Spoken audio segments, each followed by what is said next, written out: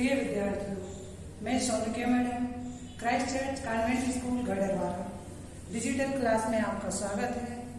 प्रिय विद्यार्थियों, मैं हिंदी टीचर कक्षा 12वीं पाठ 16 दक्षिण भारत की एक झलक, जिसके लेखक आचार्य विनय शर्मा जी हैं। इस पाठ को मैं समझाने जा रही हूँ। सबसे पहले मैं लेखक परिचय, उसके बाद पाठ का सारांश समझाऊंगी। आप समझिए। आचार्य विनय शर्मा का जन्म 19 दिसंबर 1905 को मध्य प्रदेश के नरसिंहपुर जिले के एक छोटे से गांव करकवेल में हुआ था। इनका मूल नाम सुखदेव प्रसाद तिवारी वीरात्मा था। इन्होंने एमए, पीएचडी तथा एलएलबी तक अध्ययन किया था। ये शोधकर्ता, निबंधकार और समीक्षक के रूप में जाने जाते हैं। 1940 में इन्होंने कई स्थानों पर अध्यापन किया। 1970 से लेकर के 1973 तक ये भोपाल में संबद्ध रहे। इन्होंने मराठी, पंजाबी में तुलसी का काव्य एवं कृष्ण का तुलनात्मक अध्ययन किया। इन्होंने गीत गोविंद का हिंदी में अनुवाद भी किया। इन्होंने अपने लेख में यात्रा वृतांत, दक्षिण भारत की एक झलक, ये लेख प्रस्तुत किया है। अब मैं आपको इस पाठ का सारांश समझाने जा रही हूँ। आचार्य विनय शर्मा ने एक बार त्रावणकोर की यात्रा की। यह बात 1953 की है। जब ये त्रावणकोर जा रहे थे, उस समय बीच में आंध्र प्रदेश, तमिलनाडु एवं केरल की एक झलक इनको देखने को मिली। उस झलक को इन्होंने अपने लेख में दर्शाया है। ग्रांड ट्रंक एक्सप्रेस नागपुर शाम को पहुंचती है। ये उससे यात्रा पर निकले। ये रात भर मध्य प्रदेश और हैदराबाद की सीमा में दौड़ती रही। सुबह होते ही यह एक्सप्रेस बेजवाड़ा पहुंचती है, जो आंध्र प्रदेश का एक बड़ा नगर है। वहां पर जाकर के इन्होंने देखा कि आंध्र प्रदेश के स्त्री और पुरुषों का पहनावा, स्त्रियां खुली साड़ी पहनती हैं, उनके केस खुले रहते हैं, और पुरुष लुंगी नहीं पहनते। उत्तर भारत के समान धोती पहनते हैं, जिनका पीछे का एक छोर झंडे के समान लहराता रहता है। स्त्रियां का सौंदर्य प्रसाधन श्रृंगार काल का समय संध्या रहता है। वहां सुबह से ही स्टेशनों पर फूलों की मालाएं, जिसको बैणी बोला जाता है, स्त्रियों के श्रृंगार के लिए सुबह से ही मिलने लगती हैं। यहाँ पर काजू और केले की उपज होती है, उसके साथ धान की भी उपज होती है। यहाँ पर स्त्रियां संध्या समय अपना श्रृंगार करती हैं। यहाँ पर कुओं में पानी बहुत ऊंचा होता है। पुरुष लोग उस पानी को चलकर ही निकाल लेते हैं। गाड़ी रात भर दौड़ती रही। दोपहर के समय गाड़ी दौड़ती रही और तमिलनाडु की सीमा में प्रवेश कर गई। तमिलनाडु के लोग अपने नाडु संस्कृति और भाषा को सर्वोपरि मानते हैं। वैसे आंध्र प्रदेश और तमिल के लोगों के पहनावे में काफी अंतर नहीं है। आंध्र प्रदेश में वहां का वर्ण गोरा था और यहाँ वर्ण श्यामलता लिए हुए है। यहाँ की औरतें भी खुले केस रखती हैं, साड़ी भी खुली पहनती हैं। यहाँ के पुरुष लुंगी और कुर्ता पहनते हैं। वह कुर्ता आज के बुशर्ट के समान होता है। यहाँ भात अधिक खाते हैं और चावल से बने हुए इडली डोसा इन लोगों को बहुत पसंद है। उसके साथ चटनी, इडली डोसा भात चटनी और दही मिलाकर के खाते हैं। यहाँ पर स्टेशनों पर भी भोजनालय में सभी नीचे बैठ जाते हैं और केले के पत्ते पर चावल डोसा इडली दही चटनी मिलाकर खाते हैं। वहां पर चावल में शुद्ध घी डाला जाता है, उसमें कोई मिलावट नहीं रहती। यहाँ के अय्यर ब्राह्मण निरामिषी होते हैं और आमिषी भी होते हैं। वहां कोई परहेज नहीं होता। यहाँ पर दुकानों में शुद्ध दूध नहीं मिलता, दूध को पाल कहा जाता है। उसमें बल्लभ यानी पानी मिला करके दिया जाता है। उन लोगों का कहना होता है कि हम तो कॉफी का दूध रखते हैं। यहाँ चाय की मांग उतनी नहीं होती, यहाँ कॉफी की मांग अधिक होती है। उत्तर भारत में तो मिठाइयाँ मिल जाती हैं, लेकिन दक्षिण भारत में मिठाइयों की एक दो दुकान होंगी। यहाँ के लोग चटपटा भोजन खाना ही पसंद करते हैं। लेखक तमिल से होता हुआ आगे केरल की सीमा में प्रवेश करता है। केरल के लिए कहा गया है, सावन के अंधे को हरा हरा सुझाए। यह घनी आबादी वाला क्षेत्र है। यहाँ की तब्बा तब्बा जमीन भी हरियाली लिए हुए है। यहाँ अधिक आबादी होने के कारण यहाँ जमीन पूरी हरी भरी दिखाई देती है।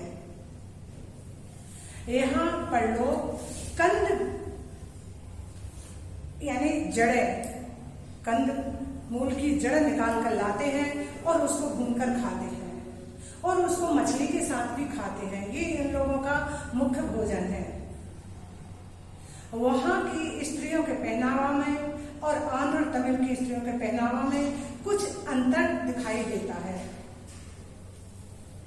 केरल की स्त्रियां महाश्वेता की छवि धारण किए हुए होती हैं,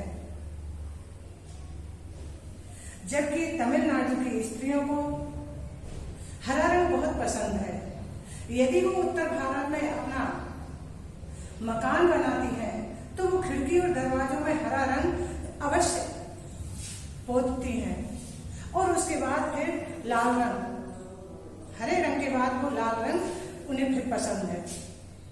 लेकिन केरल में महाश्वेता की छवि धारण किए हुए होती है।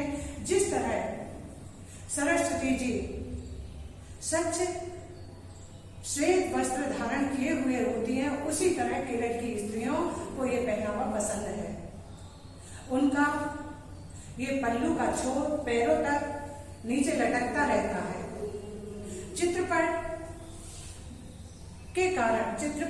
के कारण आज भारत की सभी स्त्रियां समानता लिए हुए दिखाई देती हैं, अर्थात भारत की स्त्रियां एकता के प्रतीक सी समझ में आने लगी है। सभी का पहनावा एक सा है, कोई अपने सिर पर पल्लू नहीं रखता।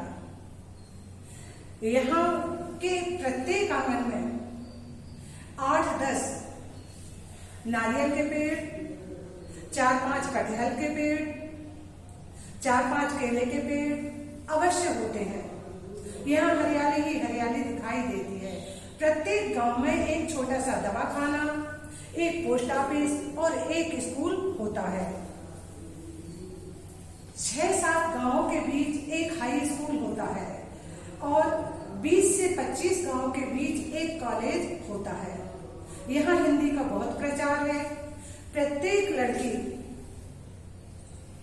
संगीत, चित्रकला, नृत्य के साथ साथ हिंदी का भी अध्ययन करती है।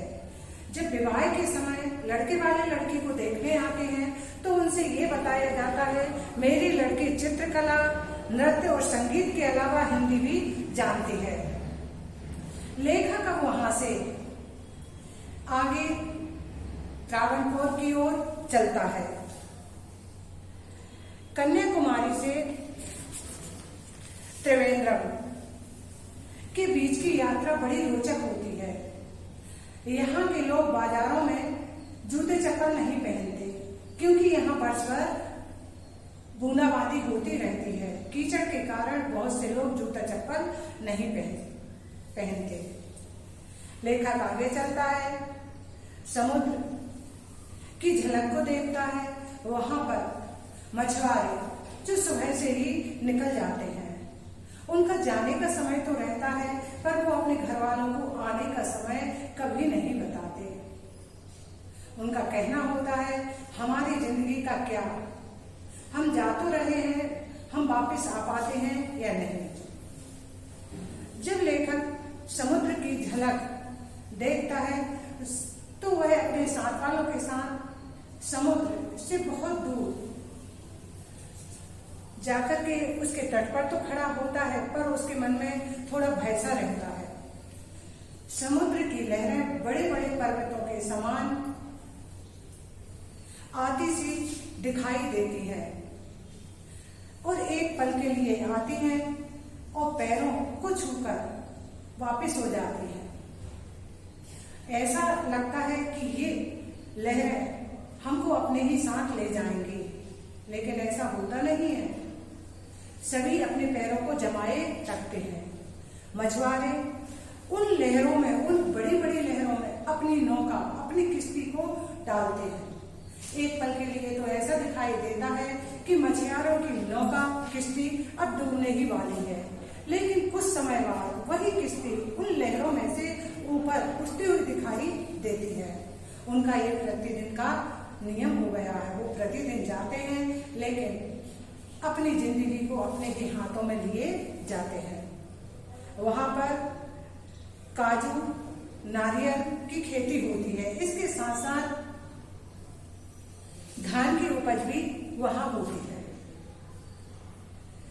वहीं से त्रिवेंद्रम से कन्याकुमारी तक की यात्रा बड़ी रोचक होती है। कन्याकुमारी के विषय में आपने सुना होगा कि कन्याकुमारी का नाम कन्याकुमारी क्यों पड़ा। यहाँ एक कथा, पौराणिक कथा बताई गई है।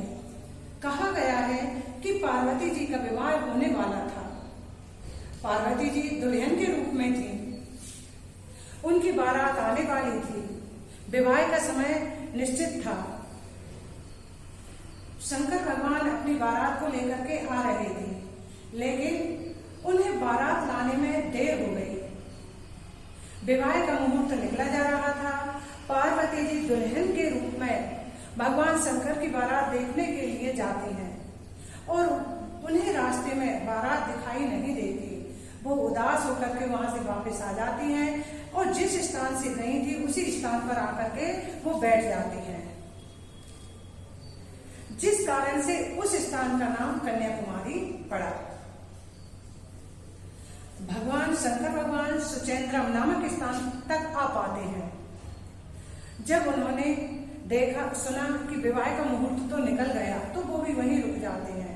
वहां पर जहां पर वो रुके थे, वहां पर शंकर भगवान का बहुत बड़ा विशाल मंदिर बना हुआ है।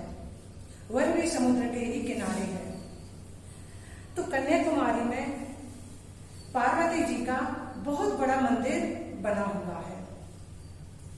त्रिवेंद्रम से कन्याकुमारी तक की दूरी 50 मील है, लेकिन घनी आबादी के कारण वहां बीच में कोई अंतर दिखाई नहीं देता है। यहाँ से एकदम ऐसा लगता है कि यही ये त्रिवेंद्रम ही है या कन्याकुमारी ही है। ये अलग अलग स्थान नहीं दिखते, क्योंकि वहां पर अधिक आबादी है। इतनी आबादी और दूसरे क्षेत्रों में नहीं है। यहाँ पर लेखक ने समुद्रों की झलक भी देखी। कन्याकुमारी में 3 समुद्र मिले हुए हैं, बंगाल की खाड़ी, अरब सागर और हिंद महासागर। 3 समुद्रों का यहाँ संगम हुआ है। लेखक अब और आगे चलता है। लेखक रामेश्वर पहुंचता है।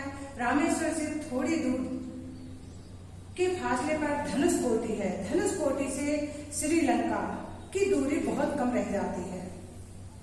रामेश्वर में भगवान राम ने शंकर भगवान की स्थापना की थी। जब उन्होंने समुद्र को पार करके और वो समुद्र को पार करके जब वो लंका पर चढ़ाई करने के लिए गए थे, उस समय की बात है। तो भगवान राम ने वहां पर जाकर के भगवान शंकर की स्थापना की थी और मंदिर भी बने हुए हैं। मंदिर देखने योग्य है, बहुत बड़े बड़े मंदिर हैं। अब वहां से चल के लेखक त्रिअनंतपुरम तृष्णापल्ली पहुंचते हैं। वहां पर श्री रंगम भगवान का बड़ा मंदिर है। वहां पर हिंदी का प्रचार जोर तोरों से हो रहा है।